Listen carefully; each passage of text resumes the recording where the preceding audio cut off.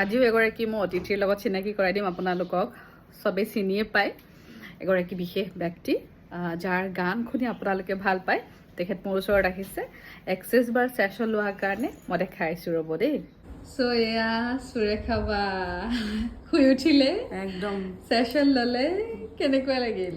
বাপৰে, বেলেগ বেলেগ এখন দুনিয়াত আছিলোঁ, গমেই নাপালোঁ কি হৈ আছে।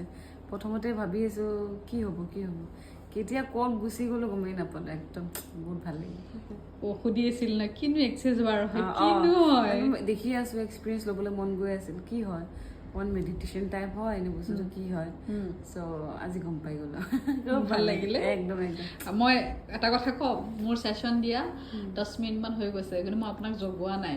ন পুৰা নাক বজাইছে, বাপেকে বাজি দিছে ন। এনেকুৱা কি হ'ল মই গমে, মই মাজে মাজে তাই উঠি পেলাই সুধিছে মোৰ নাক চাক বাজি গৈছিল নেকি। এটা শব্দত যদি কয় কেনেকুৱা লাগিল? মতলব কি ক'ম আৰু, ডিভাইন টাইপ, মতলব ভাল লাগিল, খুব ভাল লাগিল। Thank U.